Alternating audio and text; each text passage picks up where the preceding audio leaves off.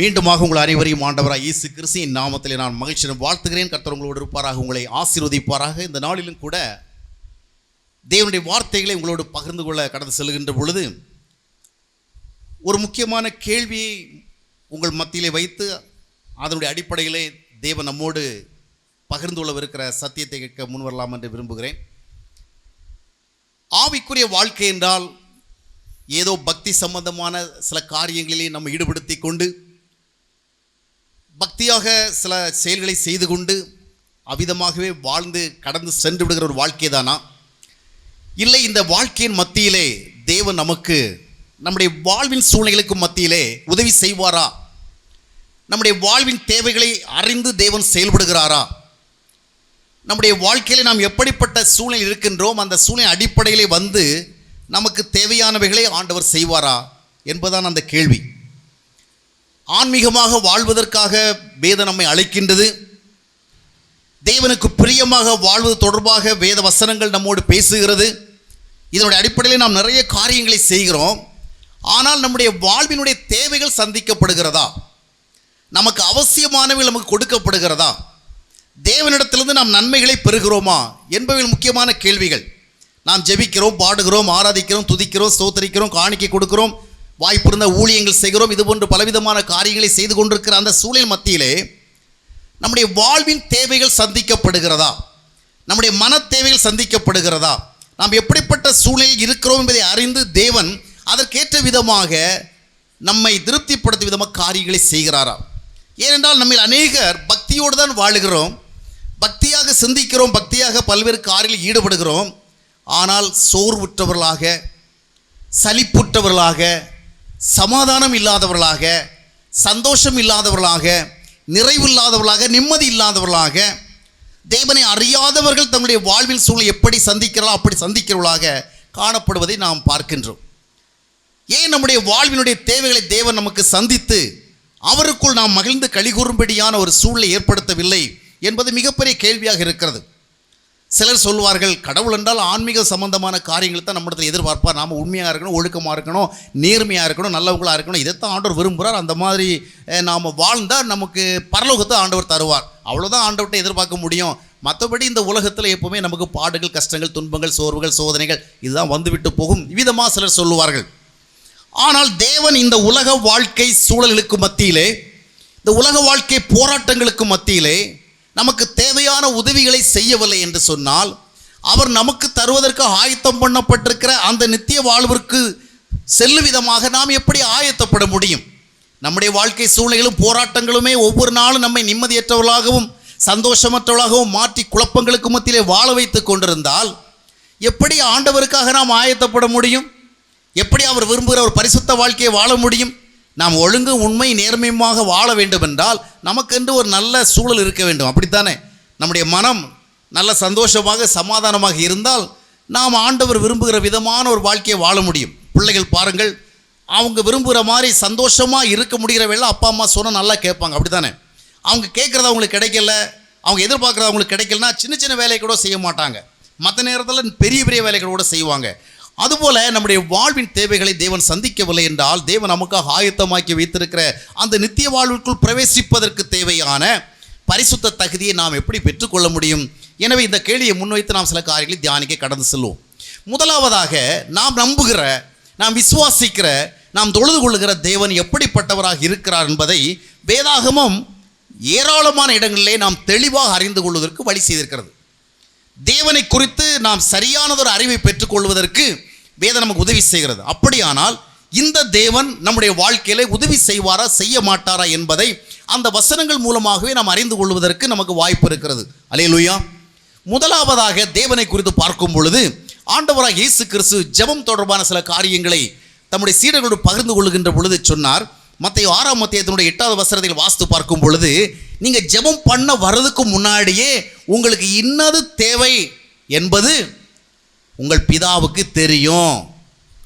பாருங்கள், சில நேரத்தில் பிள்ளைகள் பெற்றோரத்தில் வந்து எதையோ கேட்க விரும்புகிற வேளை அவங்க முழிக்கிற மொழி, அவங்க நடந்து கொள்ளும் விதங்களில் பார்க்கும் பொழுது எதையோ எதிர்பார்க்குறாங்கன்னு நம்மளால் கெஸ் பண்ணிக்க முடியும். ஆனால் என்ன எதிர்பார்க்குறான்னு நமக்கு சொல்ல முடியாது. என்னடா வேணும், என்னம்மா வேணும் உனக்கு, என்ன ஒரு விதமாக வந்து நிற்கிறியே, என்ன வேணும் சொல்லு அப்படி நம்ம கேட்டு அவங்க சொன்னா தான் அதை நம்ம புரிஞ்சிக்க முடியும். ஆனால் ஆண்டவராக இயேசு கிறிஸ்து ஜெபத்தை குறித்த காரியத்தை சொல்லுகிற பொழுது தெளிவாக சொல்லுகிறார், நீங்கள் ஜெபம் பண்ண வர்றதுக்கு முன்னாடியே, before you are telling all your things, your father who is in heaven nose all the things. நீங்கள் என்ன கேட்க போகிறீங்க, உங்களுக்கு என்ன வேணும் எல்லாத்தையும் அவர் அறிந்து வைத்தார். நல்லா கவனிச்சிங்க. அதன் மூலமாக நமக்கு நிறைய வசனங்களை எல்லாம் இப்போ பார்க்குறதுக்கு நேரம் இல்லை. ஆனால் இந்த ஒரு வசனம் நமக்கு தெளிவான ஒரு உண்மையை சொல்லுகிறது. ஆண்டவருக்கு நமக்கு என்ன வேணுங்கிறது தெரியும். அல்லேலூயா. வாழ்க்கையில் பார்த்தீங்கன்னா நம்முடைய எல்லா தேவைகளை எல்லாரும் அறிந்து கொள்ள முடியாது. கணவனும் மனைவியும் ஒன்றாகத்தான் ஒரு வீட்டில் தான் வாழ்கிறாங்க. பெற்றோர்களும் பிள்ளைகளும் ஒரு வீட்டில் ஒன்றாகத்தான் வாழ்கிறாங்க. எத்தனை கணவர்கள் மனைவிகளுடைய உண்மையான தேவையை அறிந்திருக்கிறார்கள்? எத்தனை மனைவிகள் உண்மையாக கணவனுக்கு இன்னது தேவை என்பதை அறிந்திருக்கிறார்கள்? எத்தனை பிள்ளைகள் உண்மையிலேயே பெற்றோருக்கு இன்னது தேவை என்று அறிந்திருக்கிறார்கள்? ஆக ஒன்றாக வாழ்ந்தாலும் கூட நிறைய ஏரியாஸில் வந்து நாம் இன்னொருவருக்கு என்ன வேணுங்கிறத புரிஞ்சிக்கிற ஆற்றல் உள்ளவங்களா இல்லை. புரிகிறதா? ஆனால் தேவனை குறித்து வேதம் என்ன சொல்லுகிறது என்றால், நமக்கு இன்னது தேவை என்பதை அவர் அறிந்திருக்கின்றார். வாயினாலே ஜெபம் வழியாக நம்முடைய தேவைகளை சொல்லுவதற்கு முன்பாகவே இதுதான் இவனுக்கு வேணும் என்று ஆண்டவர் புரிந்து வைத்திருக்கிறார். அப்படியானால் நம்முடைய வாழ்வின் தேவைகளை, நம்முடைய எதிர்பார்ப்புகளை வேறு எல்லாரை விட மிக நன்றாக தெளிவாக அறிந்து வைத்திருக்கிற ஆண்டவர் எல்லாரை விட நமக்கு அதிகமாக நன்மை செய்ய வேண்டும் அல்லவா? எல்லாரை விட ஆண்டவர் என்னை நன்றாக தெரிந்து வைத்திருக்கிறார். அப்படி என்றால் எல்லாரை விட இவர்தான் எனக்கு அதிக நன்மை செய்ய முடியும். அல்லேலூயா. எனவே தேவனுடைய கேரக்டருடைய அடிப்படையில் பார்க்கும் பொழுது நம்முடைய வாழ்வின் தேவைகளை அவர் தருவதற்கு வல்லவர். காரணம் என்னவென்றால் நம்முடைய வாழ்வினுடைய தேவைகள் இன்னதென்பதை சரியாக அவர் ஒருவன் அறிந்திருக்கிறார். பல நேரங்களில் நம்முடைய தேவைகள் கூட நமக்கு தெரிகிறதே இல்லை. அப்படித்தானே? சில நேரங்களில் என்னுடைய உடலில் ஏற்படுகிற சில சோர்வுகள், சில வருத்தங்கள், இவைகளை நான் ஃபீல் பண்ணுவேன். கொஞ்சம் அன்ஈஸியாக இருக்குது, கொஞ்சம் அன்ரெஸ்டாக இருக்குது, ஏதோ நான் அவ்வளவு ஃப்ரெஷ்ஷாக இல்லை, ஹெல்த்தியாக இல்லைங்கிறத ஃபீல் பண்ண முடியுது. ஆனால் சம்மந்தப்பட்டவங்கள்ட்ட எனக்கு இப்படி இருக்குது அப்படி சொல்லி விளக்க தெரியாது. உடம்புக்கு அவ்வளோ நல்லா இல்லை அவ்வளோதான் சொல்ல முடியுது ஒழிய உடம்புக்கு என்ன பண்ணுது, என்ன செய்யுது, என்ன பிரச்சனை, வாட்ஸ் அ கம்ப்ளைண்ட், அதை எக்ஸ்பிளைன் பண்ண தெரியலை. பல நேரங்களில் நம்முடைய வாழ்க்கையில் நம்முடைய நிலைமையை நம்மாலே அறிந்து கொள்ள முடியலை. புரிஞ்சுக்கிறீங்களா? நம்முடைய தேவைகளை நம்மாலே புரிஞ்சிக்க முடியலை. டாக்டர்கிட்ட போனால் என்ன உங்களுக்கு பிரச்சனை கேட்டால், டாக்டரை இப்படி போய் ஃபீல் பண்ணுறேன், அப்படி ஃபீல் பண்ணுறேன், அப்படி சொல்ல தெரியுதே ஒழிய ஆக்சுவலாக என்ன நடக்குதுங்கிறத நம்மளால் சொல்ல முடியல.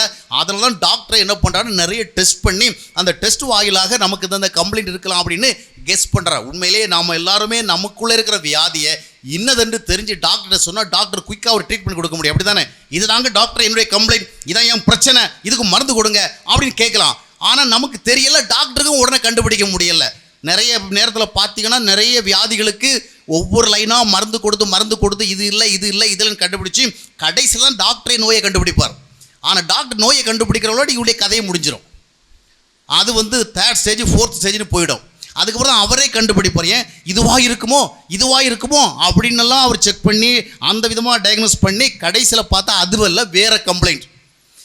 எதற்காக இதை சொல்லுகிறேன்னா, வாழ்க்கையில் நிறைய காரியங்களை நம்மாலே புரிஞ்சிக்க முடியலை, நம்முடைய தேவைகளை நம்மாலே தெரிஞ்சிக்க முடியலை. அப்படி இருக்கும் பொழுது கணவனுடைய தேவையை மனைவி எங்கே புரிந்து கொள்ளப் போகிறாள்? மனைவியினுடைய தேவை கணவன் எங்கே புரிந்து கொள்ளப் போகிறாள்? பிள்ளைகளுடைய தேவை பெற்றோர் எங்கே புரிந்து கொள்ளப் போகிறார்கள்? பெற்றோருடைய தேவை பிள்ளைகள் எங்கே புரிந்து கொள்கிறார்கள்? எல்லாம் டு சம் எக்ஸ்டென்ட், ஒரு அளவுக்கு தான். ஆனால் நம்முடைய வாழ்க்கையினுடைய சூழ்நிலைகளிலே நம்முடைய தேவைகளை சரியாக அறிந்த ஒருவர் தான் நமக்கு உதவி செய்ய முடியும். அல்லேலூயா. அவ்விதமாக பார்க்கும் பொழுது தேவனாகிய கர்த்தர் மட்டுமே நமக்கு உதவி செய்ய முடியும். நம்மை படைத்த தேவன் மட்டும்தான் நமக்கு உதவி செய்ய முடியும். ஆனால் நம்மை நன்றாக அறிந்திருக்கிற தேவன் நமக்கு உதவி செய்கிறாரா? நம்முடைய நிலைமை என்ன என்பதை புரிந்து வைத்திருக்கிறார். தாவீது ஒரு காலகட்டத்தில் ஜெபம் பண்ணுறவளை சொல்லுவான், தேவனே நீர் என்னை ஆராய்ந்து அறிந்து கொள்ளும். அப்போ என்ன அர்த்தம்? அது என்னை என்னாலே ஆராய்ந்து கண்டுபிடிக்க முடியலை. எனக்கு சமாதான குறைச்சல் வருது, சந்தோஷ குறைச்சல் வருது, குழப்பம் வருது, தெளிவில்லாமல் இருக்குது, வாழ்க்கையில் அவ்வப்பொழுது நிறைய காரியங்களை வருத்தி கொண்டிருக்கிறது. இதனுடைய காரணங்களை என்னால் கண்டுபிடிக்க முடியல. ஆண்டவரே யோசித்து பார்த்து எதனால் இருக்கும் என்னால் ஒரு தெளிவான முடிவுக்கு வரவே முடியலை. அதனால் என்ன பண்ணுறேன், ஒரு மருத்துவர்கிட்ட போய் ஒரு நோயாளி தன்னுடைய சரீரத்தை ஒப்பு கொடுத்து வியாதியை கண்டுபிடிக்க சொல்கிறது மாதிரி தாவீது என்ன செய்கிறான்? தேவனிடத்தில் சொல்கிறான், தேவனே நீர் என்னை ஆராய்ந்து பார்த்து தீமை உண்டாக்கும் வழி உண்டோ என்பதை கண்டறிந்து என்ன செய்ய நல்ல பாதையில் நடத்தும் அப்படி சொல்கிறான். அருமையானவர்களே, நம்மை சரியாக புரிந்து கொள்ள இயன்றவர் தேவன் மட்டுமே. நம்மை சரியாக புரிந்து கொள்வதற்கான ஆற்றல் உள்ளவர் தேவன் மட்டுமே. நம்மை சரியாக புரிந்து கொள்கிற ஆற்றல் அவர் ஒருவருக்கு மட்டுமே இருக்கின்ற காரணத்தினாலே அவர் ஒருவர் தான் நமக்கு உண்மையான தேவைகளை சந்திக்க முடியும். பல குடும்பங்களில் பார்க்கும் பொழுது கணவனுடைய கம்ப்ளைண்ட் என்ன, இத்தனை வருஷமா இவ என் கூட தான் வாழ்றா, இன்னும் என்ன புரிஞ்சிக்கவே இவளுக்கு தெரியல. அதே மாதிரி தான் மனைவியும் கம்ப்ளைண்ட் பண்ணுறான். இந்த மனுஷன் இருக்கிறான சரியான ஜடம், ஒன்றுக்கும் லாய்க்கு கிடையாது, எதையுமே புரிஞ்சிக்க மாட்டேங்கிறார்.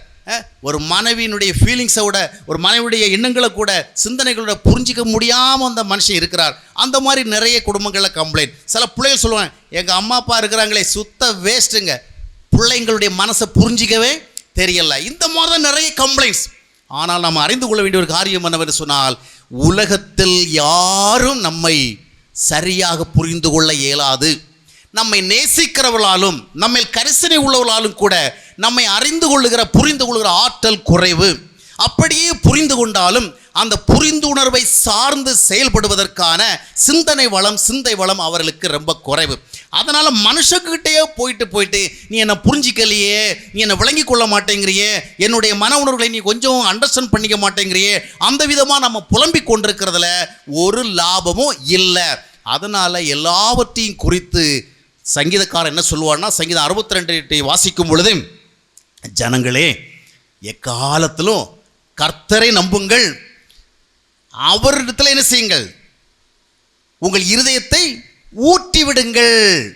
அவர்கிட்ட மட்டும்தான் நீங்கள் ஊட்டணும். எவ்வளோதான் அக்கா வந்தாலும் சரி, தங்கச்சி வந்தாலும் சரி, அடுத்த வீட்டுக்காரங்க வந்தாலும் சரி, தெரிஞ்சவங்க வந்தாலும் சரி, எவ்வளோதான் நம்ம கதையை திருப்பி சொன்னாலும் சரி, அவர்கள் புரிந்து கொள்ள என்ற அளவும் கொஞ்சம், புரிந்து கொண்டு நமக்கு ஆறுதலாக செய்வதற்கான ஆற்றலும் கொஞ்சம். அதனால் மனிதர்கள் நம்முடைய தேவையை சந்திக்க முடியாது. ஆகையால் தான் நாசியில் சுவாசம் உள்ள மனிதன் மேல் நம்பிக்கை வைப்பதில் என்ன பிரயோஜனம் பைபிள் கேட்குது. ஆக தேவன் ஒருவரே நம்மை சரியாக புரிந்து கொள்ள இயன்றவராக இருக்கிறார். சில நேரங்களில் பாருங்கள், மனித வாழ்க்கையில் மற்றவர்களுடைய செயல்களைத்தான் நாம் பார்க்கிறோம், மற்றவர்களுடைய நடந்து கொள்ளும் விதங்களையெல்லாம் பார்க்கிறோம். பார்த்து கொண்டு நாம் என்ன செய்கிறோம், பிராண்ட் பண்ணிக்கிறோம். இவங்க நல்லவங்க, இவங்க கெட்டவங்க, இவங்க மோசமானவங்க, இவங்க ரொம்ப படுமோசமானவங்க. இந்த விதமாக ஒவ்வொருவரையும் நம்ம ஒவ்வொரு விதமாக என்ன செய்கிறோம்னு சொன்னால் ஒரு குறிப்பிட்ட விதமான ஒரு ஐட்டத்துக்குள்ளே கொண்டு வந்துடுறோம்.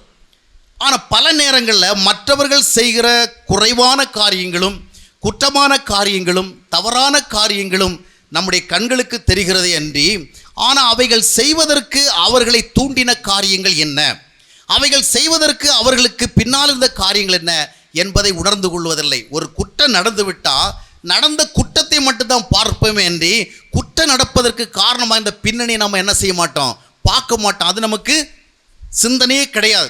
நடந்தது என்ன, இது ஒரு தவறு, அப்போ இந்த தவறை செய்தால் அவன் குற்றவாளி. இதுதான் மனுஷனும் பார்ப்பான். கோர்ட்டில் போயிட்டு ஒரு மனுஷன் ஏன் இந்த தவறை செய்தாங்கிறதுக்கெல்லாம் ரொம்ப என்ன செய்ய மாட்டாங்க, வாய்ப்பு கொடுக்க மாட்டான். செய்யப்பட்ட குற்றம் சட்ட நூல்களின் அடிப்படையில் குற்றம் நிரூபிக்கப்பட்டால் அந்த குற்றத்துக்குரிய தண்டனை அனுபவிக்கணும். ஆனால் தேவன் மட்டுமே நம்முடைய வாழ்க்கையினுடைய ஒவ்வொரு பகுதியிலையும் சரியாக அறிந்தவர். லேகியோன்ற ஒருவனை குறித்து பார்க்கும் பொழுது, அவன் ஒருவராலும் கட்டுப்படுத்தப்பட முடியாதவனாக இருந்தான். அப்படி தானே? அவன் வீடுகளில் தங்குறதில்ல, கல்லறை தோட்டத்தில் போய் தங்குவான், கூச்சலிடுவான், சத்தம் போடுவான், அந்த பக்கம் போகிறவங்க வரவங்களாம் அடிப்பான், உதைப்பான், அவனை சங்கிலியால் கட்டி போட்டு பார்ப்பாங்க, அவனை யாருமே கண்ட்ரோல் பண்ண முடியாது, எல்லாரும் அவனை மிக மிக மோசமானவன் அப்படி சொல்லி அவனை ஒதுக்கியே வச்சுட்டாங்க. ஆனால் இயேசு கிறிஸ்துக்கு மட்டும்தான் அவனுடைய பிரச்சனை புரிஞ்சுது. அதனால் போய் இந்த பாரு, ஒழுங்காக இனிமேல் இருக்கலை உதச்சிடுவேன் அப்படின்னு எல்லாம் மிரட்டலை, அடிச்சிடுவேன் அப்படின்னு மிரட்டலை. என்ன செய்தார், அவனுடைய கம்ப்ளைண்ட் என்ன அப்படிங்கிறத புரிஞ்சுக்கிட்டார். போய் என்ன பண்ணார், உன் பேர் என்ன அப்படின்னு கேட்டார். அவன் என்ன பண்ணான், லேகியோன்னு சொன்னான். லேகியோன்னு சொன்னால் அது அங்கே அம்மா அப்பா பெற்ற பேர் கிடையாது. லேகியோன்னு சொன்னால் அந்த காலத்தில் இருந்த ரோமையர் சாம்ராஜ்யத்தினுடைய படைப்பிரிவுகள் 6000 வீரர்கள் கொண்ட ஒரு படைப்பிரிவுடைய பேர் தான் லேகியோன், ஒரு லீஜன். அதனால் இவன் நிறைய பேரை நாங்கள் இருக்கோம், நாங்கள் ஒருத்தர் 2 பேராக இருந்தால் பேரை சொல்லலாம், நாங்கள் ஒரு பெரிய கூட்டம் அப்படின்னு சொல்லப்போனால் பேரை சொன்னது அவன் கிடையாது. யார் சொன்னது, அவனுக்குள்ளே இருக்கிற அந்த அசுத்தாவிகள் தான் சொல்லுது. அப்போ 6000க்கும் அதிகமான எண்ணிக்கையுடைய அந்த லேகியோன்கிற பிரிவை போல அவனுக்குள்ளே ஏராளமான அசுத்தாவில் இருக்கிறபடினால அவன் என்ன சொல்கிறான், என் பேர் லேகியோன். அதுக்கு பிறகு ஆண்டவர் அவங்கள்ட்ட வந்து, நீ இப்படியெல்லாம் பண்ணலாமப்பா, உங்கள் அம்மா அப்பா எவ்வளோ வருத்தப்படுவாங்க. நீ இந்த மாதிரி செத்தவங்க எல்லாம் அடக்கம் பண்ணப்பட்ட இடத்துல வந்து இந்த மாதிரிலாம் நீ போகிற வரவங்களுக்கெல்லாம் தொல்லை கொடுக்கலாமா? உன்னை எவ்வளோ தான் கடவுள் பண்ண முன் வந்தாலும் முடியலையே, இப்படியெல்லாம் செய்யலாம். அவனை அட்வைஸ் பண்ணலை. என்ன செய்தார்? சமுதாயம் அவனிடத்திலிருந்து வெளிப்பட்ட தீய குணங்களையும் தீய செயல்களையும் மட்டுமே பார்த்து இவன் மிகவும் மோசமானவன் என்று முடிவு செய்து வைத்திருந்தது. ஆனால் ஆண்டவரோ அவன் பக்கத்தில் சென்று, அசுத்தாவியே இவனை விட்டு வெளியே போ. அப்போ இதுவரைக்கும் அவன் பண்ண தவறு, இதுவரைக்கும் அவன் பண்ணின குற்றம், இதுவரைக்கும் அவன் செய்த தவறான காரியங்கள் எல்லாம் எதனுடைய விளைவாக நடந்தது? அந்த அசுத்தாவினுடைய விளைவு. ஆனால் மனுஷன் அந்த ரீசன்ஸ் எல்லாம் பார்க்க மாட்டான். அப்படி தானே? என்ன நடந்துப்பா, நீ பேசுனது சரியா தவறு அதை சொல்லு, நீ செஞ்சது சரியா தவறு அதை சொல்லு, அதுதான் நம்ம செய்வோம். பல நேரங்களிலே சில காரியங்களுடைய பின்னால் இருக்கிற சூழ்நிலைகளையும் அறிந்து கொள்ள வேண்டியது அவசியமாக இருக்கிறது. ஆனால் நம்முடைய இருதயம் அந்த அளவிற்கு வளமையானதல்ல, அதை ஏற்றுக்கொள்ளத்தக்கதல்ல. தேவன் ஒருவர் தான் நம்முடைய இருதயங்களை அறிவார். ஒரு தாய் தன்னுடைய பிள்ளையை பள்ளிக்கூடத்துக்கு அனுப்புவாங்க. பள்ளிக்கூடத்துக்கு அனுப்பி அவன் போய் வந்திருக்கிற நேரத்தில் திடீர்னு பள்ளிக்கூடத்துலேருந்து ஒரு செய்தி வந்து, அந்த அம்மா ஒரு ஏழை தாய், அவங்களுக்கு ஒரு செய்தி வந்தது, நீங்கள் உடனடியாக பள்ளிக்கூடத்துக்கு வரணும், தலைமை ஆசிரியர் உங்களை அழைக்கிறாரு, அவசரமாக வந்து போகணும் அப்படின்னு. உடனே அந்த அம்மா ஓடி ஓடி போனாங்க. போன உடனே தலைமை ஆசிரியர் வந்து இந்த அம்மாவை பார்த்த உடனே ரொம்ப முகத்தை கோபமாக வச்சுட்டு, எப்படிம்மா உன் பிள்ளையை வளர்த்துருக்குற, உன் பிள்ளை சரியில்லைம்மா. ஐயா என்ன தப்பு பண்ணான் சொல்லுங்கள்? தப்பு பண்ணானா? பக்கத்து பையன்கிட்டேருந்து 10 ரூபாவை திருடி அவன் பக்கத்து கடையில் போய் பலகாரம் வாங்கி சாப்பிட்ருக்கான். இந்த மாதிரி திருட்டு பழக்கம் உள்ளவனா உன் பையன் இருக்கிறான். எங்கள் பள்ளிக்கூடத்தில் அந்த மாதிரி யாருமே திருடுற பழக்கம்லாம் கிடையாது. உன் பையன் தான் திருடுறான், அவன் 10 ரூபாவை திருடுறான், அதனால் உன் பையனை உன் ஸ்கூல்லேருந்து நீக்க போகிறோம். இப்படிப்பட்ட திருடுற பழக்கம் உள்ள பையன்களெல்லாம் நாங்கள் ஸ்கூலில் வைக்க மாட்டோம், அது எங்கள் ஸ்கூலுக்கே கெட்ட பேர் அப்படின்னு அவர் மனசில் இருந்த கோபத்தையெல்லாம் அப்படி அள்ளி கொட்டினார். ஆனால் அந்த அம்மா சொன்னாங்க, ஐயா இந்த ஒரு முறையும் நீங்கள் அவனை அலோவ் பண்ணுங்க, பள்ளிக்கூடத்தில் எடுத்துடாதுங்க. ஏன்னா அவனுக்கு வேறு ஒரு பள்ளிக்கூடத்தில் சேர்க்குற அளவுக்கு எனக்கு வசதி கிடையாது, அவன் ரொம்ப ஏழையான ஒரு குடும்பத்துலேருந்து வரான், அதனால் தயவுசெய்து அவனை பள்ளிக்கூடத்தில். தலைமை ஆசிரியர் சொன்ன, இல்லை திருடுறவங்க நாங்கள் வைக்கவே முடியாது, நல்லா படிக்காத பிள்ளைகளுக்கு கூட நாங்கள் நல்லா படிக்க வைக்கிறதுக்கு ஏதாவது நாங்கள் முயற்சி பண்ணுவோம், ஆனால் திருடுற பிள்ளைங்களுக்கு நாங்கள் ஒன்றுமே பண்ண முடியாது, அதனால் நாங்கள் பள்ளிக்கூடத்தை நீங்கள் நீக்க போகிறோம் அப்படின்னு. இப்போ அம்மா சொன்னாங்க, ஐயா நீங்கள் திருடன் எங்கள் பிள்ளையை பல முறை சொல்கிறீங்க, ஆனால் என் பையன் திருடன் கிடையாது, என் பையன் திருடன் கிடையாது. உடனே ஆசிரியருக்கு இன்னும் தலைமை ஆசிரியர் இன்னும் கோபம் வந்து உடனே அந்த கிளாஸ் டீச்சர்ஸ் எல்லாரையும் கூப்பிட்டாங்க, பக்கத்து பசங்களெல்லாம் கூப்பிட்டாங்க. எல்லோரும் முன்னே வந்து, இவன் திருடுனா திருடலையா? எல்லாரும் சொன்னாங்க, ஆமாயா திருடுறான். பையனை கேட்ட, நீ திருடுனாயா? பையனை சொன்னா, ஆமா நான் திருடினேன். பார்த்தியம்மா உன் பையனே சொல்கிறான் திருடுனேன் அப்படின்னு, பக்கத்தில் உள்ள பசங்களாம் சொல்கிறாங்க திருடன், நீ மட்டும் இல்லைங்கிறேன். அப்போ தான் அந்த அம்மா சொல்லுவான், ஐயா என் மகன் 10 ரூபாவை எடுத்தது உண்மையாக இருக்கலாம், ஆனால் என்னுடைய மகன் திருடன் அல்ல, அவன் திருடன் அல்ல என்பதை நான் அறிவேன். காரணம் என்னவென்றால் என்னுடைய மகனுக்கு போதிய அளவு உணவை கொடுக்கின்ற அளவிற்கு என்னுடைய குடும்ப சூழல் இல்லை. அவன் முந்தின இரவிலும் அவனுக்கு உணவு கிடைக்கல, காலை வேளையிலும் உணவு கிடைக்கல. என் பிள்ளைக்கிட்ட ஒரு பிரச்சனை என்னன்னு சொன்னால், என்னை போல என் பிள்ளை பசியை தாங்கி கொள்ள மாட்டான். பசியை தாங்கி கொள்ளாத ஒரு கட்டாயத்தில் தான் இந்த மாதிரி பக்கத்து பையன்கிட்டேருந்து 10 ரூபாவை எடுத்தானேண்டி, அந்த பசியினுடைய விளைவாக எடுத்தானேண்டி. ஒருபோது என்னுடைய மகன் 10 ரூபாயை திருடுகிறவன் அல்ல. எத்தனையோ முறை அவன் யாருடைய காசையோ பார்த்து அதை கண்டெடுத்து நேர்மையாக கொண்டு கொடுத்துருக்கிற நானே அறிவேன். ஆனால் என் பையன் திருடன் கிடையாது ஐயா, திருடன் மட்டும் சொல்லாதீங்க. ஆனால் இனி எங்கள் பையன் உங்கள் ஸ்கூலில் திருடவே மாட்டான். எப்படிமா சொல்கிறேன் இனி திருட மாட்டான்? இனி என்னுடைய பையன் பள்ளிக்கூடத்துக்கு பசியோடு வரவே மாட்டான், அவனை நான் பசியோடு அனுப்பவே மாட்டேன். அவனை திருட வைத்தது அவனுடைய இறுதி நிலையல்ல, அவனுடைய பசி. அந்த பசியோடு அவன் இனி பள்ளிக்கூடத்துக்கு வருவதற்கு நான் இனி அனுமதிக்க மாட்டேன்னு சொல்லி அந்த தாய் அந்த தலைமை ஆசிரியத்திலே கெஞ்சினாள். எதற்காக இதை சொல்லுகிறேன் என்றால், இதுதான் தேவன், திஸ் இஸ் காட். இதுதான் ஒரு தேவனுடைய இருதயம். உலகம் ஒட்டுமொத்தமாக ஒருவரை தவறானவனாக குற்றவாளியாக பாவியாக பார்க்கிற அதே வேளையில் தேவனோ எப்படி பார்க்கிறார்? வித்தியாசமாக பார்க்கிறார். காரணம் என்னவென்றால், மனிதனை பாவம் செய்ய தூண்டிக் கொண்டிருப்பது, தவறு செய்ய தூண்டிக் கொண்டிருப்பது அவனுக்குள் இருக்கின்ற பாவம். ஆகையால் தான் அந்த பாவத்திலிருந்து அவனை விடுதலை செய்வதற்காக ஆண்டவராக இயேசு கிறிஸ்து இந்த பூமிக்கு வந்தார். அல்லேலூயா. எனவே தேவன் ஒருவர் மட்டுமே நம்மை உள்ளபடியே அறிந்திருக்க முடியும். அவர் ஒருவரால் மட்டும்தான் நம்முடைய உணர்வுகளை அறிந்து கொள்ள முடியும். அவர் நம்மை அறிந்து கொள்கிறவர், நம்மை அறிந்து கொள்ள இயன்றவர் என்கிற உண்மையை நாம் சரியாக தெரிந்து கொண்டோம் என்றால் அங்கலாய்க்கின்றதான நிலைமையிலிருந்து நாம் விடுதலை அடைந்து விடுவோம். அவர் என்னை புரிந்து கொள்ளவில்லை, இவர் புரிந்து கொள்ளவில்லை என்கிறதான மன கிளேசத்திலிருந்து நம்மை விடுதலையாக்கி கொள்ளலாம். காரணம் என்னவென்றால், நம்மை புரிந்து கொள்ள இயன்றவர் தேவன் ஒருவரே. அவர் புரிந்து கொண்டால் போதும் என்கிற நிலைமைக்கு வந்துவிடும். இரண்டாவதாக, இந்த தேவனுடைய குணாதிசயத்தை குறித்து நீங்கள் பார்க்கும் பொழுது, தேவனை குறித்து வேதம் இன்னொரு முக்கியமான தகவலை சொல்லுகிறது. அவருடைய கேரக்டர் சம்பந்தமாக, அவருடைய குணாதிசயம் சம்பந்தமாக முக்கியமான ஒரு தகவலை கொடுக்கிறது. என்ன தகவல் என்றால், நீங்கள் சொல்லுவீங்களா? தேவனை குறித்து இன்னொரு தகவல் கொடுங்களா? ஒரு ஆளை பற்றி கேட்டால் அவர் எப்படியாப்பட்டவர், என்ன செய்வார், கொள்வார், அப்படியெல்லாம் சொல்லுவீங்க தானே? தேவனை குறித்த இன்னொரு தகவல் கொடுங்க. முக்கியமாக நம்ம வேதத்தை பார்க்கும் பொழுது தேவன் அன்பானவர். God is love. அவர் அன்பானவர். 1 யோவான் 4:16 வாசித்து பார்க்கும் பொழுது தேவன் அன்பானவர். யோவான் எழுதின முதல் நிருபம் முழுவதும் பார்க்கும் பொழுது தேவன் எவ்வளவு அன்பானவர் என்று சொல்லிக்கொண்டு இதே போல் நீங்களும் ஒருவர் அன்பாக இருக்க வேண்டும் என்கிறதான அந்த ஆலோசனை தான் யோவான் கொடுக்கிறார். தேவன் அன்பானவர் என்றால் ஒருவர் நமக்கு தெரிந்தவர், நமக்கு வேண்டிய ஒருவர் அன்பானவராக இருந்தால் அவருடைய அன்பு நமக்கு உதவியாக இருக்க வேண்டும். அப்படித்தானே? அவருடைய அன்பு நமக்கு அனுகிரகத்தை, அதாவது ஒரு சாதகமாக இருக்க வேண்டும், நமக்கு பிரயோஜனமாக இருக்க வேண்டும். ஒரு ரொம்ப அன்புள்ளவர், ஆனால் ஒரு நாளனா உதவி யாருக்கும் செய்ய மாட்டார். என்னுடைய வாழ்க்கையெல்லாம் நிறைய பேரை பார்த்துருக்கிறேன். சிலர் என்கிட்ட கடந்த காலங்களில் ரொம்ப அன்பாக இருந்திருக்கிறாங்க. ஆனால் ரொம்ப அன்பாக இருந்த காலத்தில் கூட ஒரு அவசரத்துக்கு ஒரு 10 ரூபாய் உதவி செய்ததே கிடையாது. ரொம்ப அன்பாக இருப்பாங்க. பார்க்குறவெல்லாம், பிரதர் எப்படி இருக்கிறீங்க, நல்லா இருக்கிறீங்களா, பாருங்கள் பிரதர், ஒரு நாள் கர்த்தர் உங்களை மிக வல்லமையாக உபயோகிக்க போகிறார், கர்த்தர் உங்களை உயர்த்த போகிறார், கர்த்தர் உங்களுக்கு எல்லா நன்மையும் கொடுக்க போகிறார், அந்த மாதிரிலாம் நம்பிக்கையான வார்த்தைகளை சொல்லுவாங்க. ஆனால் அந்த நேரத்தில் நான் இருக்கிற நிலைமையெல்லாம் அவங்களுக்கு நல்லா புரிஞ்சிக்க முடியும். ஆனால் கூட என்ன செய்கிறதில்ல, அவங்ககிட்ட இருக்கிற மிகுதியான செல்வ வளத்தின் மத்தியில் ஒரு 50 ரூபாயை, 100 ரூபாயை, ஒரு 10 ரூபாயை தருகிறதே இல்லை. அன்பு வாயின் வார்த்தைகளில் இருக்குது, ஆனால் வாழ்க்கையினுடைய செயல்முறையில் இல்லை. ஆகையால் அன்பு என்பது ஏதோ வார்த்தையோடு முடிகின்ற ஒன்றல்ல, அது செயல்கள் மூலமாக உறுதிப்படுத்தப்பட வேண்டும். அவ்விதமாகத்தான் தேவனை குறித்து பார்க்கும் பொழுது மனுஷன் அன்பா பேசுவான், அன்பா விசாரிப்பான், ஆனால் அன்பாக நடந்து கொள்ள மாட்டான். அன்பாக நடந்து கொள்கிற ஆற்றல் அவனுக்கு குறைவு. ஆனால் தேவன் அப்படி அல்ல. வெறுமனே அன்பாக பேசுகிறவர் அல்ல, வெறுமனே அன்பை குறித்து சொல்லுகிறவர் அல்ல, அவர் அன்பாக நம்மை நடத்துகிறார். அல்லேலூயா. ஆக தேவன் நம்மை அன்புள்ளவர். மனிதனுடைய அன்பு ஒரு நேரம் இருக்கும், இன்னொரு நேரம் போயிடும். அப்படித்தானே? காலையில் ரொம்ப அன்பாக இருப்பான், மத்தியானம் சிச்சுவேஷன் சேஞ்ச் ஆகிடும், சர்க்கம்ஸ்டன்ஸே சேஞ்ச் ஆகிடும், மூட் சேஞ்ச் ஆகிடும், நிலைமை சேஞ்ச் ஆகிடணும், அன்பின் அளவு குறைஞ்சிடும். அப்படி தானே திருமணமாகி வருகிற தொடக்க காலத்துலலாம் பார்த்தீங்கன்னா கணவன் ரொம்ப அன்பாக இருப்பான் மனைவி மேலே, மனைவி ரொம்ப அன்பாக இருப்பாங்க. கணவனை பார்க்குறவள எங்கள் வீட்டு ராசா அப்படின்னு சொல்லுவாங்க, மனைவியை பார்க்குறவள ஏஞ்சல் மாதிரி இருக்குன்னு சொல்லுவாங்க.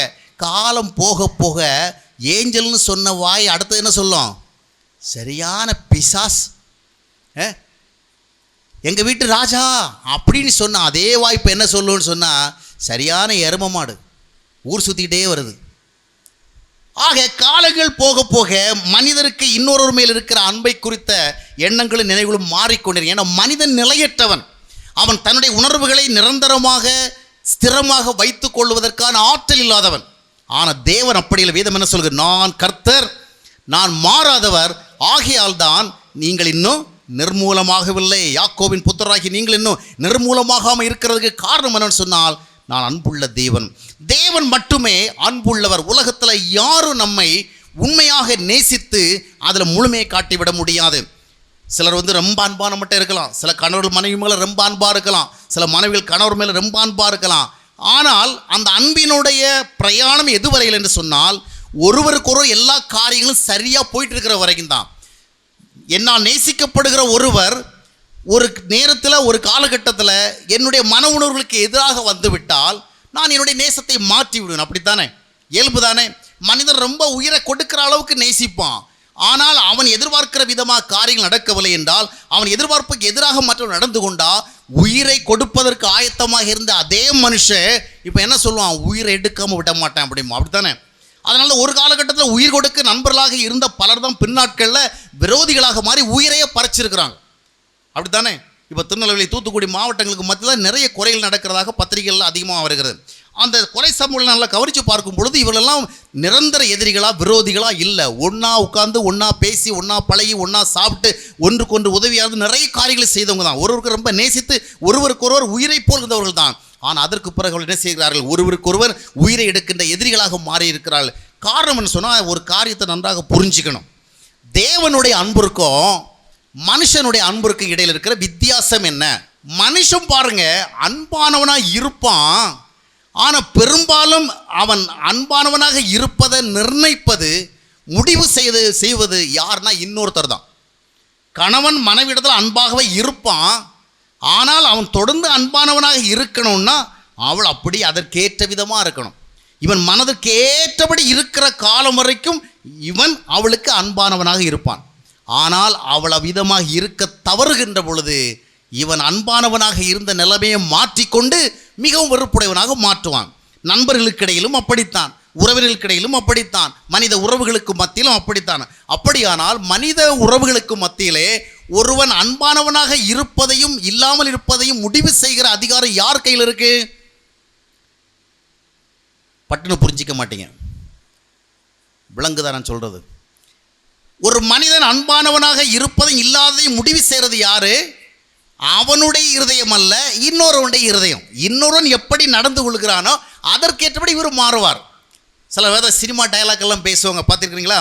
நல்லவனுக்கு நான் நல்லவன், வல்லவனுக்கு வல்லவன், கெட்டவனுக்கு கெட்டவன். ஆமாம், நீ நல்லா இருந்தால் நானும் நல்லா இருப்பேன், நீ நல்லா நடந்துக்கணும் நானும் நல்லா நடந்துக்கணும். அப்படி என்ன அர்த்தம்? நீ மோசமாயிட்ட நானும் மோசமாயிடுவேன், நீ அயோக்கியம் ஆகிட்ட நானும் அயோக்கியம் ஆகிடுவேன், நீ ஒழுங்காக இருந்தால் நானும் ஒழுங்காக இருப்பேன். அப்போ இவருடைய ஒழுங்கு, இவருடைய யோக்கியத்தை எல்லாம் நிர்ணயிக்கிறது யார்? யார்? மற்றவங்க தானே அன்றி இவர் இல்லை. ஆனால் இதுதான் சொன்னேன், மனுஷ அன்பு டைம் டு டைம் சேஞ்ச் ஆகிட்டே இருக்கும், நேற்று நேரம் மாறிட்டே இருக்கும். ஏன்னா இவனுடைய அன்பின் மனநிலையை முடிவு செய்கிறதும் நிர்ணயிப்பதும் மற்றவர்கள் தான், மற்றவர்கள் நடந்து கொள்கிற விதம் தான். தேவன் ஒருவர் தான் தம்முடைய அன்பிலே உறுதியான நிலைப்பாட்டை உடையவராக இருக்கு. அதாவது அவர் எப்படி இருக்க வேண்டும் என்று விரும்புகிறாரோ அப்படியே இருக்கிறார். அல்லேலூயா. அதனால் தான் பைபிள் சொல்லுது தேவன் அன்பாகவே இருக்கிறார். அவருடைய அன்பான மனநிலையை நீங்கள் மாற்றவே முடியாது. அவருடைய அன்பான மனநிலை நீங்கள் என்ன செய்ய முடியாது? மாற்ற முடியாது. அவர் என்ன செய்ய முடியாது? we cannot change. ஏன்னா அவர் தான் அன்பாக இருக்க வேண்டும் என்கிற முடிவை சார்ந்து செயல்படுவதற்கான வல்லமை உள்ளவர். மனுஷன் அப்படி கிடையாது, நேரத்துக்கு நேரம் மாறுவான், உயிருக்கு உயிராக கல்யாணம் பண்ணுவான், உயிருக்கு உயிராக ஒட்டிக்கிட்டு இருப்பான், அப்புறம் பார்த்தா இன்னொரு தடவை விரும்புவான், இல்லையா? ஏன்னா அந்த மனநிலை மாறும், நேரங்கள் மாறும், சூழ்நிலைகள் மாறும், மனித மனம் மாறிக்கொண்டே இருக்கும். ஆனால் தேவன் ஒருவர் தான் மாறாதவர். ஆகையால் தேவன் ஒருவர் தான் நம்மை உண்மையாக நேசிக்க முடியும். ஏன்னா அவர் ஒருவர் தான் தாம் அன்பானவராக இருக்க வேண்டும் என்கிற முடிவில் மாறாதவராக இருக்கிறார். மற்றவங்க எல்லாம் மாறுகின்ற அளவிற்கு பலவீனர்களாக இருக்கிறாங்க. ஆகையால் அருமையான சகோதரி சகோதரிகளே, தேவன் அன்பானவராக இருந்தால் அந்த தேவன் ஒருவர் தான் நமக்கு நல்லதை செய்ய முடியும். அப்படித்தானே? நல்லா கவனிக்கிறீங்களா?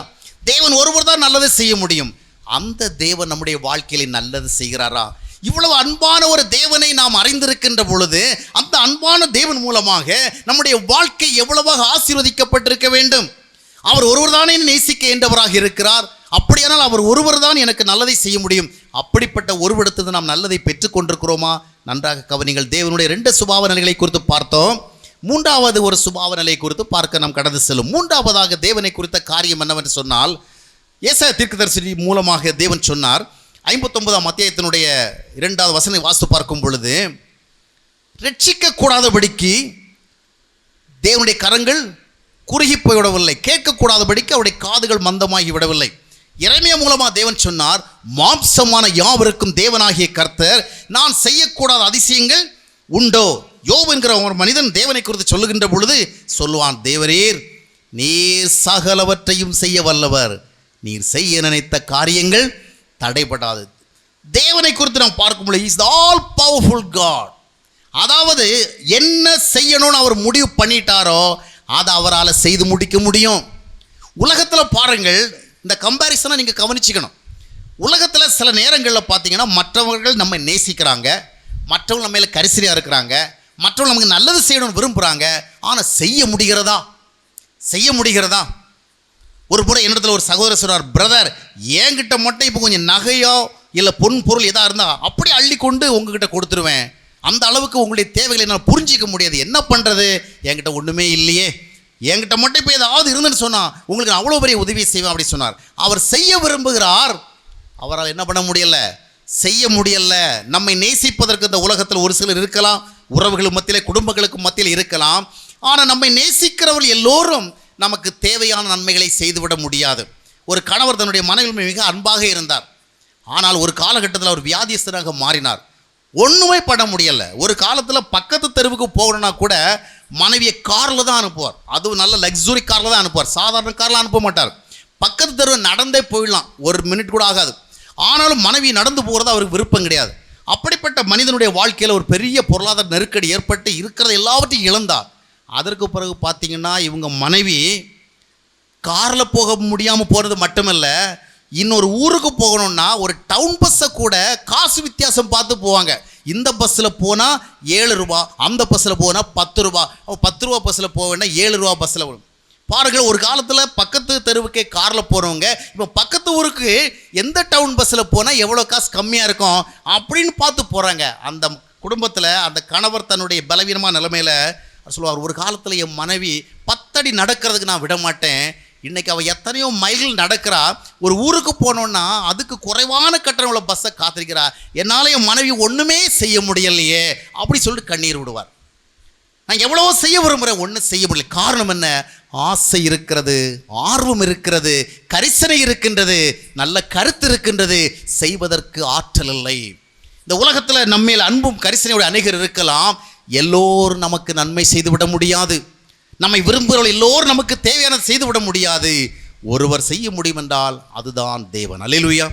தேவன் ஒருவர் மட்டுமே எதை வேண்டுமானாலும் செய்ய ஆற்றல் உள்ளவராக இருக்கின்றார். பாருங்கள், மோசேயினுடைய நாட்களில் மோசே ஒரு அரண்மனை சூழலை வளர்ந்த போதிலும் கூட அவனுடைய இனம் யார் என்பதை அவன் அடையாளம் கண்டு கொண்டு அந்த இனம், அந்த ஜாதி மக்கள் மிகவும் துன்பற்ற நிலையை கண்ட பொழுது எப்படியாயிலும் இந்த ஜனங்களை விடுவித்து விட வேண்டும் என அவன் ஆசைப்பட்டான். ஒரு பெரிய ஆசை.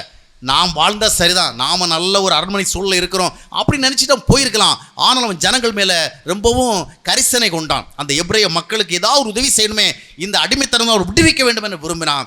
ஆனால் விரும்பினதை அவனால் செய்ய முடிஞ்சுதான். ஆசைப்பட்டான் அந்த ஜனங்களுக்கு ஏதாவது உதவி செய்யணும்னு. ஆனால் அந்த ஆசையை நிறைவேற்ற முடியல. அவர்களுக்கு ஒரு சின்ன உதவி செய்ய போய் 40 ஆண்டு காலம் அடுத்த தேசத்தில் போய் ஆடு மேய்க்கிற நிலைமைக்கு அவன் தள்ளப்படுகிறான். செய்ய விரும்பினான், செய்ய முடியவில்லை. சில நேரங்களில் நம்முடைய சகோதரர்கள், நம்முடைய சகோதரிகள் செய்ய விரும்புகிறார்கள், செய்ய முடியவில்லை. கணவன் மனைவிக்கு செய்ய விரும்புகிறான், செய்ய முடியவில்லை.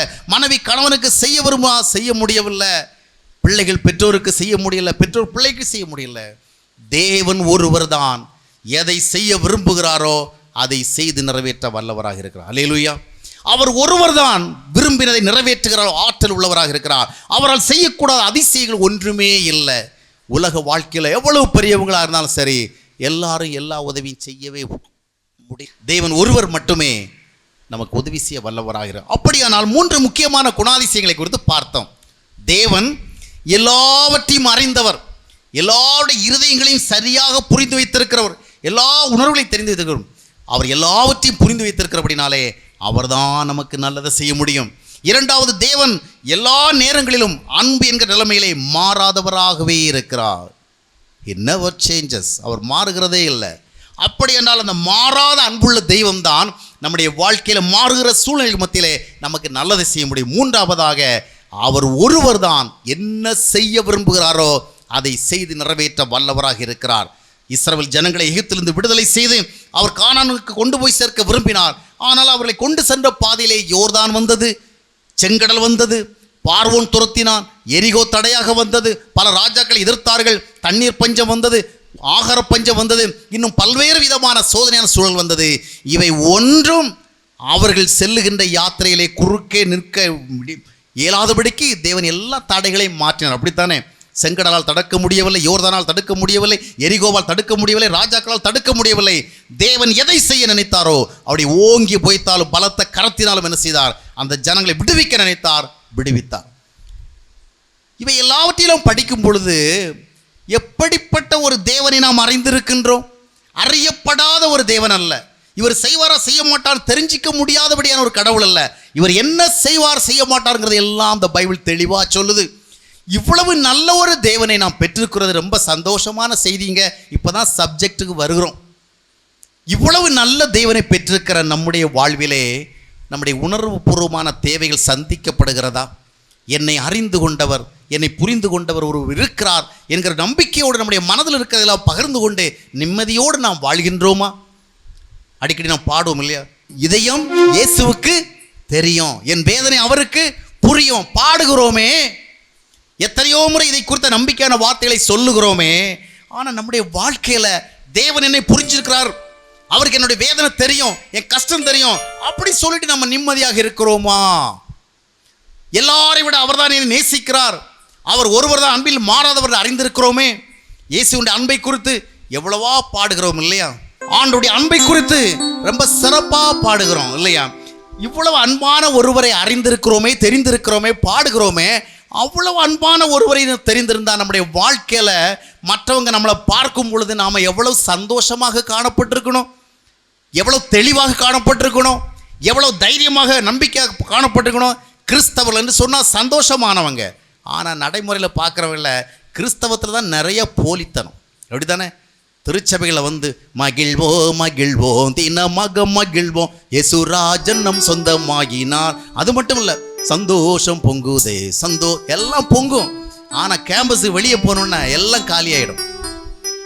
கடமைக்காக பாடுகிறோம், சம்பிரதாயத்துக்காக பாடுகிறோம், ஆனால் அனுபவங்கள் இல்லை. கிறிஸ்தவங்களை மற்றவங்க பார்க்குற வேளையில் சந்தோஷமானவர்களாக பார்க்கணும். அப்போஸ்தலன் பவுல் அதனால்தான் ஒரு கூட்டம் மக்கள் துன்பமான ஒரு நிலைமையில் இருந்த பொழுது அவளுக்கு என்ன ஆறுதல் கொடுத்தான்னா, சந்தோஷமா இருங்க, சந்தோஷமா இருங்க, கர்த்தருக்குள் சந்தோஷமா இருங்க. என்ன பிரச்சனையாக இருந்தாலும் சரி, எந்த நிலைமையிலும் எல்லாவற்றையும் தேவனுக்கு தெரியப்படுத்தி அதன் மூலமாக ஒரு சமாதானத்தை பெற்று சந்தோஷமா இருங்க. கிறிஸ்தவர்களை துக்க முகத்தோடு மற்றவர்கள் தொடர்ந்து பார்க்கக்கூடாது. எந்த மனிதனாக இருந்தாலும் சரி, எவ்வளோ பக்திமானாக இருந்தாலும் சரி, அவனுடைய முகமும் துக்கம் அடைகிற வேலைகள் உண்டு. நானும் ஆண்டவர் ஏற்றுக்கொண்ட காலகட்டத்துக்கு பிறகு எத்தனையோ காலகட்டங்களிலே துக்க முகத்தோடு வாழ்ந்திருக்கிறேன், துக்க முகத்து நடந்திருக்கிறேன். ஆனால் அவை தொடர்கதை அல்ல, அது தொடர்கதை அல்ல. சில நேரங்களில் வந்த துக்கங்களை எல்லாம் கணக்கிட்டு பார்க்கிறவங்கள இந்த துக்கம் நீங்கி போகிறதுக்கு நம்பர் ஆஃப் இயர்ஸ் அப்படி நினைத்த காலங்கள் உண்டு. ஆனால் ஒரே நாளில் மாற்றி இருக்கிறார் ஆண்டவர். அல்லேலூயா. சூழல்களை மாற்றல, சூழ்நிலைகளை மாற்றல, துக்கத்துக்கு காரணமான நிலைமைகளை மாற்றல. ஆனால் அவருடைய அன்பு, அவருடைய ஐக்கியம் வெளிப்படுத்தப்படுகிற வேளையிலே எல்லா துக்கமும் மாறி போகுது. அல்லேலூயா. எனவே கிறிஸ்தவ மக்கள் துக்க முகத்தோடு பார்க்கப்படக்கூடாது. கிறிஸ்தவ மக்களை பார்க்குறவங்க எப்பொழுதும் ஒரு டென்ஷன், எதை பேசலாம் ஒரு ஆத்திரம், அவசரம். இன்னைக்கு பாருங்கள், பரிதாபகரமாக திருச்சபையில் வந்து திருச்சபைக்குள்ள இருக்கிற மக்கள் கூட ஒரு சமாதானமாக நிதானமாக பேசுகிற பழக்கத்தை பார்க்குற ரொம்ப அபூர்வமாக இருக்குது. ஒரு அன்பாக பேசுகிறவ, ஏன்னா திருச்சபைங்கிறது அன்பை வெளிப்படுத்த வேண்டிய இடம், திருச்சபை என்பது அமைதியை வெளிப்படுத்த வேண்டிய இடம், திருச்சபை என்பது ஐக்கியத்தை வெளிப்படுத்த வேண்டிய இடம்.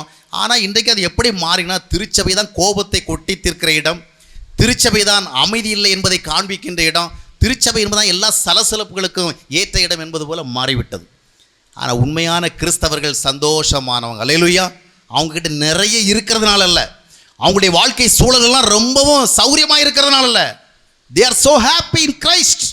ஆபுகுங்கிற ஒரு பக்தன் சொல்லுவான், அத்தி மரம் துளிர் விடாமல் போனாலும், ஆட்டு மந்தையில் ஆடுகள் இல்லாமல் போனாலும், மாட்டு மந்தையில் மாடுகள் இல்லாமல் போனாலும், திராட்சை செடியில் பழங்கள் இல்லாமல் போனாலும், ஒலிவ மரத்தில் கனிகள் இல்லாமல் போனாலும், வயலில் தானியம் இல்லாமல் போனாலும், கர்த்தருக்குள் நான் சந்தோஷமாக இருப்பேன். Always I will rejoice in my Lord.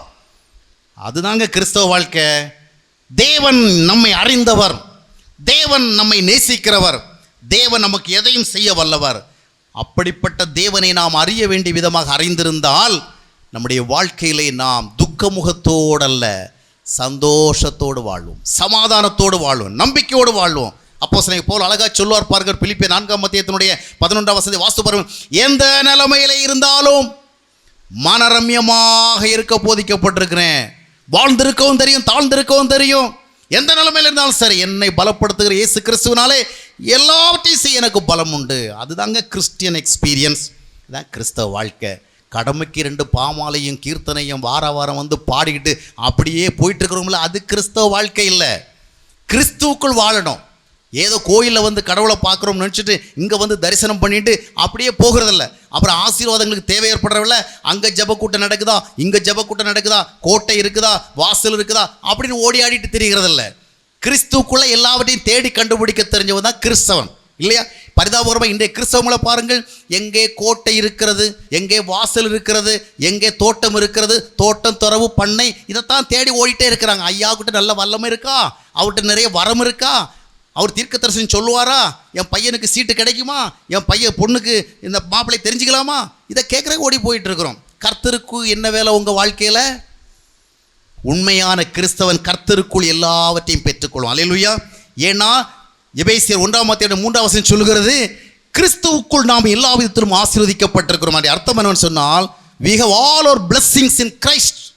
கிறிஸ்துவுக்குள் எல்லா ஆசீர்வாதம் வைக்கப்பட்டிருக்கிறது. இதுதான் கிறிஸ்தவ வாழ்க்கை. ஆக நான் மறுபடியும் சப்ஜெக்ட் வருவோம்.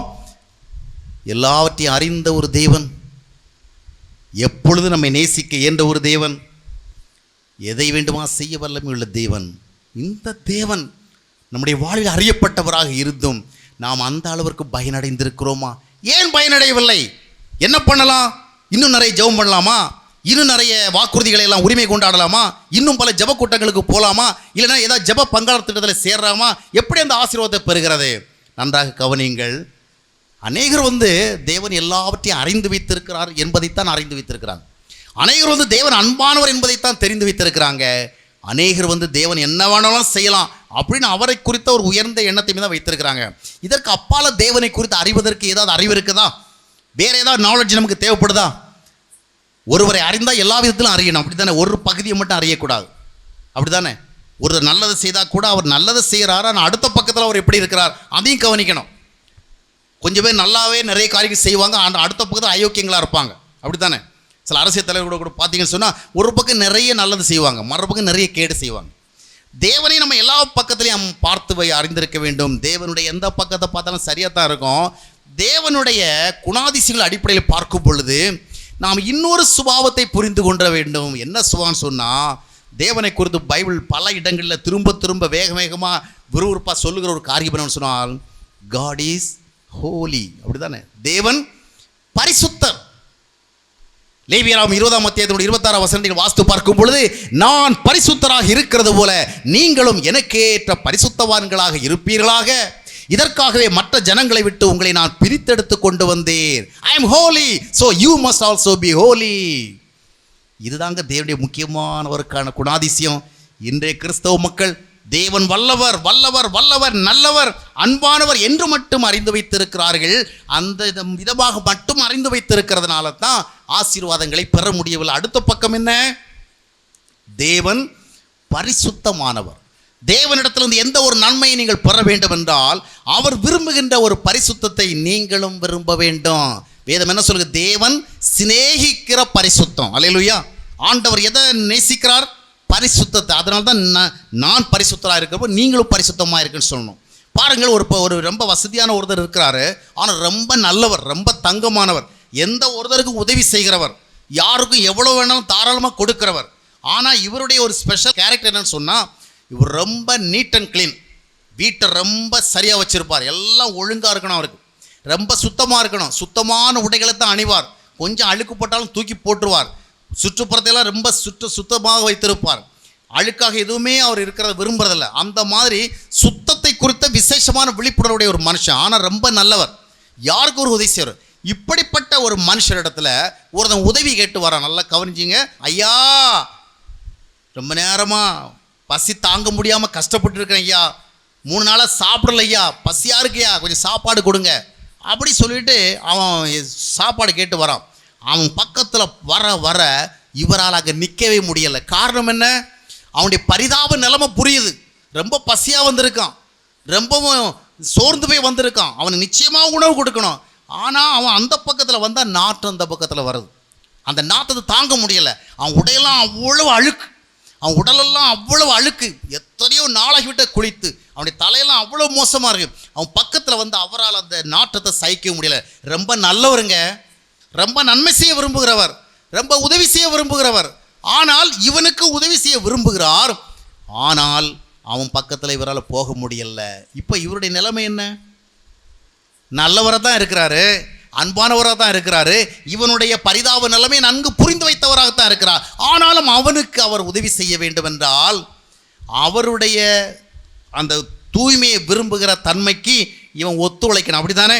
ஒருவேளை அவ்வளோ அழுக்கோட அசுத்தத்தோடு வந்த காரணத்துக்காக போடா அப்படின்னு துரத்தி விட மாட்டார். இந்த பாரு, உனக்கு இன்றைக்கி நான் சாப்பாடு தரதுக்கு ஏற்பாடு பண்ணுறேன், ஆனால் இனிமேப்பட்டு எனக்கு ஏதாவது உதவி வேணும்னா என்கிட்ட உதவி கேட்டு வந்தா நீ இந்த மாதிரி வரக்கூடாது. உனக்கு நான் இன்றைக்கி என்ன தரேன்? ஒரு நல்ல சட்டை தரேன், நல்ல வேஷ்டி தரேன், நீ உனக்கு சோப்பு வாங்குற காசு தரேன், நீ நல்லா சோப்பு வாங்கி நல்லா குளித்து உடம்பெல்லாம் சுத்தமாக்கிட்டு நல்ல ட்ரெஸ் போட்டு தான் அடுத்த முறை உதவிக்கணும் அப்படின்னு அவர் சொல்கிறார். சொல்கிறவள் இவன் என்ன சொல்கிறான்? ஐயா, இதெல்லாம் எனக்கு சரிப்பட்டு வராதுங்க ஐயா, எனக்கு தேவையானதெல்லாம் சாப்பாடு தான், பசிக்கு எதாவது கொடுங்க ஐயா, எனக்கு ட்ரெஸ் எல்லாம் வேணும் ஐயா, நான் ட்ரெஸ் நல்லா ட்ரெஸ் பண்ணி என்ன பண்ண போகிறேன், நீ குளிக்கணும்ப்பா டெய்லி. அதெல்லாம் பழகி போச்சுங்க, நான் மாதக்கணக்கில் குளிக்காமலே இருக்க என்னால் முடியுமையா, அதெல்லாம் பழகி போச்சு, அதெல்லாம் வேணாம் ஐயா, நீங்கள் பெரிய மனசு வச்சு கொஞ்சம் சாப்பாடு மட்டும் போடுங்க, டெய்லி கொஞ்சம் சாப்பாடு போட்டு ரொம்ப நல்லாயிருக்கும். இப்போ இவர் என்னங்க செய்யணும்? நீங்கள் என்ன செய்வீங்க? யோசிங்களா கொஞ்சம் பாருங்கள். அவர் நல்ல மனசுக்காரர் தான், நல்லது செய்யணும் விரும்புகிறவர் தான்.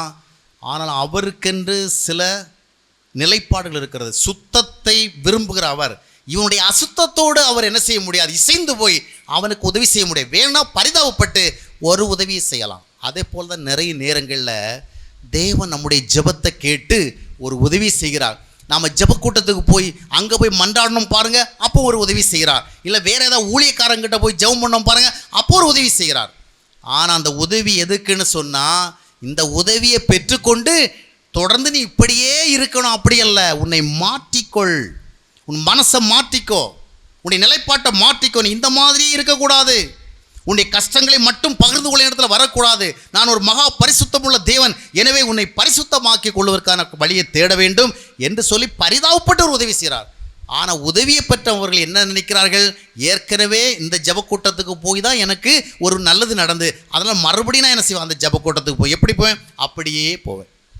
அந்த பாவத்தை விடாதபடிக்கு, இயேசு கிறிஸ்துவை ரட்சகராக ஏற்றுக்கொள்ளாதபடிக்கு, அவசியம் வருகிற பொழுதெல்லாம் ஜெப கூட்டத்துக்கு போவேன், அவசியம் வருகிற பொழுதெல்லாம் பங்காளர் திட்டத்தில் சேருவேன், அவசியம் வருகிற பொழுதெல்லாம் நல்ல வரமுள்ள ஜெபம் பண்ணுற அம்மா கிட்டையும் இல்லை நல்ல ஊழியக்காரங்கிட்டையும் போய் தீர்க்க தரிசனம்லாம் கேட்பேன். ஆனால் என் வாழ்க்கையை மாற்ற மாட்டேன். ஆண்டவராக இயேசு கிறிஸ்து இந்த உலகத்தில் நமக்கு செய்த மிகப்பெரிய நன்மை என்ன தெரியுமா? அந்த நன்மை எதுக்காக செய்தார்? யோவான் 15ஆம் அத்தியாயத்தினுடைய 13ஆம் வசனம் என்ன சொல்லுகிறது? தன்னுடைய சிநேகிதனுக்காக ஜீவனை கொடுக்கிறத காட்டிலும் பெரிய அன்பு உலகத்தில் இல்லவே இல்லை.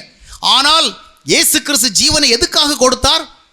வியாதியிலிருந்து குணமாக்கவா? இல்லை. அற்புதம் செய்வதற்காகவா? இல்லை. பொருளாதார உயர்வை ஏற்படுத்துவதற்கா? இல்லை.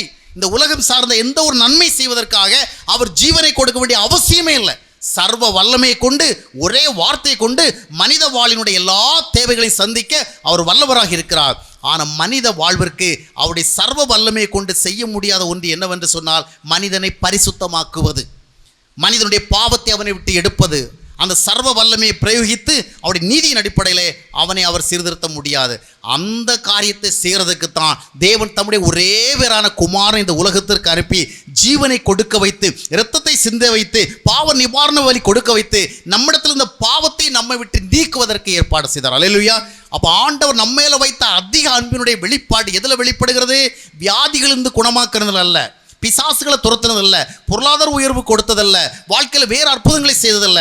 தேவனுடைய மிகப்பெரிய அன்பு எதில் வெளிப்பட்டது? ரோமர் 5ஆம் அத்தியாயம் 8ஆம் வசனம் சொல்லுகிறது, நாம் இன்னும் பாவிகளாக இருக்கையிலே கிறிஸ்து நமக்காக மரித்ததினால் தேவன் நம்மேல் வைத்த அன்பை விளங்க பண்ணினார்.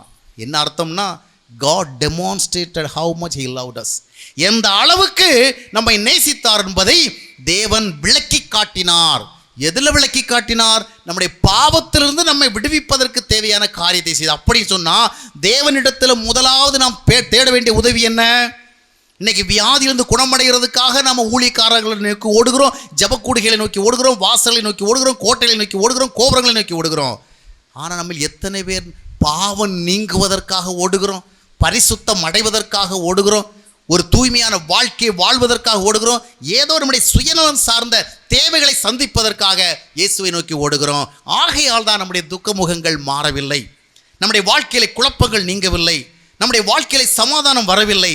ஆண்டவராக இயேசு கிறிஸ்து நம்மை பாவத்திலிருந்து விடுவிக்க வந்த இரட்சகர் என்பதை அறிந்து அவருக்கு முன்பாக என் பாவம் நீங்க ஆண்டவரே என்னை அர்ப்பணிக்கிறேன், என்னை பரிசுத்தமாக்கி சுத்தமாக்கி உம்முடைய பிள்ளையாக ஏற்றுக்கொள்ளும் என்று சொல்லுகிற நாள் வரைக்கும் நம்முடைய வாழ்க்கையினுடைய சாபங்கள் நீங்காது.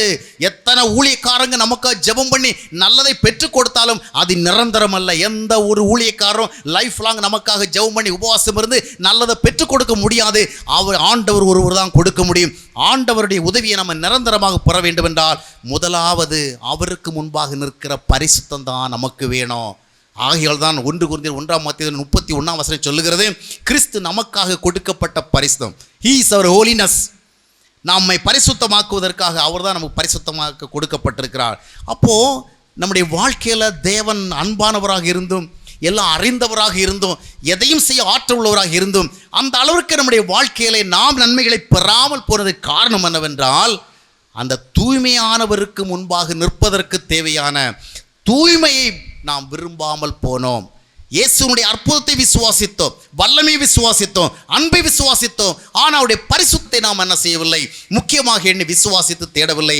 மத்தேயு 6:33 இயேசு கிறிஸ்து முதலாவது தேவனுடைய ராஜ்யத்தை தேடு, அப்பொழுது இவையெல்லாம் கூட கொடுக்கப்படும். அந்த சுத்தமான மனுஷங்கிட்ட உதவி கேட்க போனா அந்த அசுத்தமான மனுஷன், அந்த மனுஷங்கிட்ட தொடர்ந்து உதவியை அவன் பெறணும்னா முதலாவது அவர் மூலமாக அவன் எந்த நன்மையை தேடணும்? ஐயா, எனக்கு நல்ல சட்டை கொடுங்க, என்னை சுத்தமாக வைத்துக்கொள்ளுக்கு நல்ல ஆலோசனை கொடுங்க, அந்த ஆலோசனையின்படி நான் என்னை சுத்தமாக வைத்துக் கொள்கிறேன், நல்ல சட்டையில் அணிந்து கொண்டு சுத்தமாக உங்ககிட்ட வரேன், அப்பொழுது உங்களுடைய உதவிகளை நான் பெற முடியும். அவ்விதமாக சொல்லுவோம், அப்படித்தானே? எனவே தேவன் நமக்கு தர வைத்திருக்கிற பரிசுத்தமாகிய அந்த ஆசீர்வாதத்தை நாம் பெறுகின்ற பொழுது துக்கமுகம் மாறும். அல்லேலூயா. ஏன்னா நாம் தூய்மை அடைந்தால்தான் அந்த தூயவராகிய அவர் நம்மோடு சேர்ந்து வாழ முடியும். ஆகையால் தான் ரோமர் 8:30 சொல்லுகிறது, தேவன் எவர்களையெல்லாம் அழைத்தாரோ அவர்களையெல்லாம் நீதிமான்கள் ஆக்கியிருக்கிறார். 1 Corinthians 1:2 சொல்லுகிறது, நாம் பரிசுத்தவான்களாகவும் பரிசுத்தமாக்கப்பட்டவர்களாகவும் மாறுவதற்காக தேவன் நம்மை அழைத்தார் என்று. அப்படியானால் கிறிஸ்தவர்களாகிய நாம் முதலாவது பரிசுத்தமாவதற்கு ஆண்டவரத்தில் வரணும். இன்னைக்கு உலகத்தில் எந்த மதம் இருந்தாலும் எந்த ஒரு மதத்திலையும் கடவுளை குறித்த காரியத்தில் அவளுடைய எதிர்பார்ப்பு என்ன? ஏதாவது நல்லது நடக்கணும், கடவுள்கிட்ட நான் கேட்பேன், வரம் கொடுக்கணும், கடவுள்கிட்ட நான் இறைவேண்டல் செய்வேன், ஏதாவது நன்மை கொடுக்கணும். இதுதான் ஏன் மனுஷன் தேடுறான். எந்த ஒரு மனுஷனும் கடவுள்கிட்டன்னு வியாபாரம் ஆசீர்வதிக்கப்படணும், குடும்பத்தில் நல்லது நடக்கணும், வியாதியிலிருந்து சுகமான இதைத்தான் கேட்குறான். ஆனால் கடவுள் மனிதனுக்கு கொடுக்க வந்த மிகப்பெரிய ஆசீர்வாதம் என்னவென்றால் ஹோலினஸ், பரிசுத்தம், தேவனுடைய பிள்ளையாக மாறுகிற ஒரு அனுபவம். இதைத்தான் கொடுக்க வந்தார். ஏனால் ஒரு மனுஷன் பரிசுத்தமாகாத வரைக்கும், ஒரு மனுஷன் தன்னை சரி செய்யாத வரைக்கும், ஒரு மனிதன் தன்னுடைய இருதயத்தில் இருக்கிற பாவம் நீங்கி போவதற்கு தேவையான காரியம் செய்யாத வரைக்கும் தேவன் அவனுக்கு எவ்வளவுதான் கொட்டி கொட்டி கொடுத்தாலும் அவன் ஆசீர்வதிக்கப்பட்டவனாக நீடிக்க முடியவே முடியாது. சாலோமோன் ராஜாவுக்கு தேவன் எவ்வளோ ஆசீர்வாதங்களை கொடுத்தார் இல்லையா? அறிவுக்கு அறிவு, ஞானத்துக்கு ஞானம், புத்திக்கு புத்தி, பணத்துக்கு பணம், செல்வத்துக்கு செல்வம், சீர் சிறப்பு எல்லாவற்றையும் கொட்டி கொடுத்தார். அந்த மனிதனோ இச்சைகளுக்கு இசைந்து போய் தன்னுடைய மனதின் ஆசைகளை நிறைவேற்றுவதே வாழ்க்கை என்று எண்ணி அதிலேயே வாழ்ந்து கொண்டிருந்தான். 1000 பேரை திருமணம் செய்தான், வெள்ளியையும் பொன்னையும் வாங்கி குவித்தான். இறுதியிலே நடந்தது என்ன? மாயை, மாயை, எல்லாம் மாயை. சூரியனுக்கு கீழே நடந்தவர்களெல்லாம் கவனித்து பார்த்தேன், எல்லா மாயைக்கும் மாயை மனதுக்கு சஞ்சலமாக இருக்கிறதுன்னு சொல்லி பிரசங்கி 2:17 சொல்லுகிறான். இந்த உலக வாழ்க்கையே நான் வெறுத்தேன். பாருங்கள், பொருளாதாரத்தில் பிரச்சனை உள்ளவன், நோய் பிரச்சனை உள்ளவன், குடும்ப பிரச்சனை உள்ளவன் தற்கொலையை பற்றி சிந்திப்பான். ஆனால் சாலமோன் ராஜாவும் ஒரு காலகட்டத்தில் தற்கொலை பண்ணிக்கலாமான்னு யோசித்திருக்கிறார். அதைத்தான் பிரசங்கி 2:17 சொல்லுவார். I hate this world, I hate this life. இந்த வாழ்வை நான் வெறுத்தேன், இந்த வாழ்வை நான் வெறுத்தேன்னு சொல்ல. யார் வெறுத்தார்? 1000 பேரை கல்யாணம் பண்ணவங்க. யார் வெறுத்தது? எவ்வளோ வெள்ளியும் பொன்னையும் கற்களை போல் கூட்டி வைத்தவன்.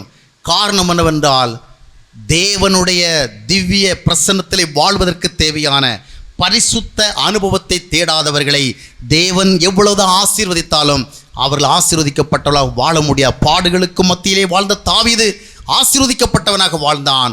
செல்வ மிகுதிகளுக்கு மத்தியிலே வாழ்ந்த சாலோமோனோ சோர்வு உள்ளவனாக, விரக்தி உள்ளவனாக வாழ்ந்து இறுதியிலே அவனுடைய சாம்ராஜ்யமே உடைந்து போவதற்கு காரணமானான்.